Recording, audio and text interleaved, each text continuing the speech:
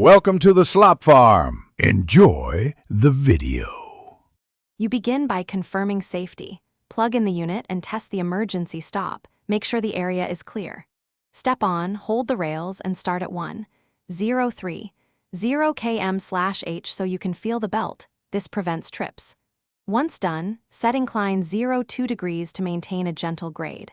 Make sure to wear supportive shoes. They protect your ankles and improve traction. This immediate start prevents wasted time and reduces initial risk. Now you're ready to move into steady work. You now focus on form and pacing.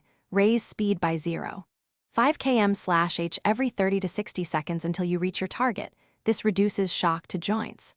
Once at pace, keep an upright torso and relax shoulders. Swing your arms at about 90 degrees to help cadence. Make sure to land on the midfoot to absorb impact efficiently. Use interval or steady modes depending on goals. Monitor heart rate and breathing so you work in the correct zone. This combination improves efficiency and lowers injury risk.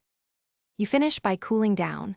Lower speed gradually for 5 minutes until you reach 1.0 km/h, then step off after the belt fully stops. Once done, inspect belt alignment and tension. Proper tension prevents slipping and uneven wear. Make sure to follow the manual for adjustments. This extends machine life. If the belt slips or the motor sounds strained, stop immediately. Check power connections and the emergency stop. Then tighten or realign the belt.